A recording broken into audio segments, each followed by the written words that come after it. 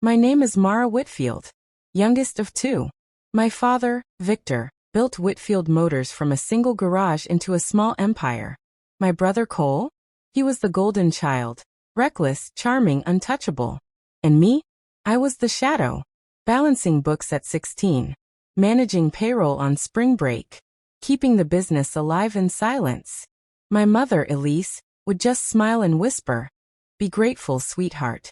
He's building this for us." So I stayed loyal. I turned down a corporate career in Chicago because Dad said family before ambition.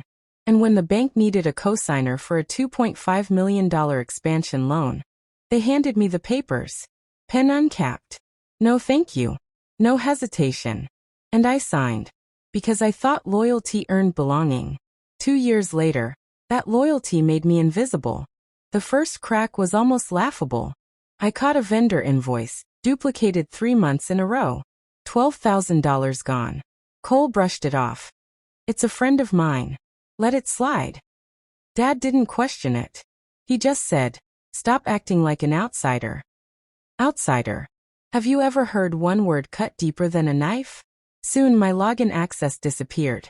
My company card expired. Reports stopped reaching me.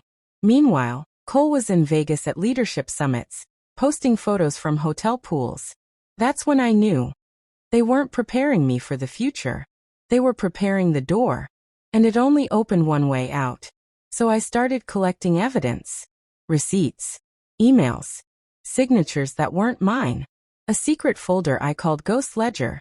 She believed she was cooking her way into love. And maybe I believed it too. And then the text came. A group chat message, casual, sharp as a knife. Change of plans. We're at a restaurant. Adults only. No punctuation. No apology. Just that. I remember staring at my phone so long I forgot to breathe. My daughter was still humming, still plating sugar-free desserts for a diabetic neighbor who wouldn't even be there. My hands were shaking so badly, I stepped into the hallway like someone escaping a crime scene. I called my father. He answered, cheerful. "Oh, you got the message? You're not coming?" My voice was ice.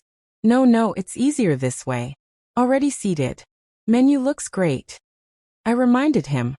"Lila's been cooking for 3 days. She made enough food for everyone. She hasn't slept." A pause.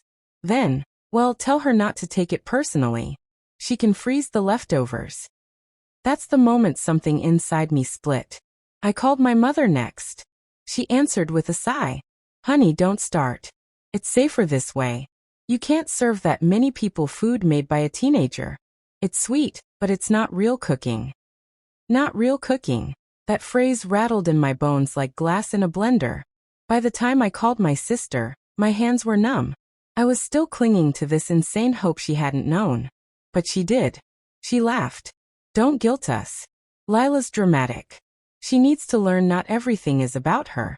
None of us wanted to be her test subjects. Test subjects. Like my daughter was a lab rat. I hung up. And when I turned, Lila was looking at me. She'd seen the photos. The restaurant table, glasses raised, my parents smiling like royalty while my daughter's feast sat untouched in our kitchen. She didn't scream. She didn't throw the cake. She just stopped. Like someone had pressed pause on her body. And then in the quietest voice she said, "Should we throw it all out?" No, I thought. Not this time.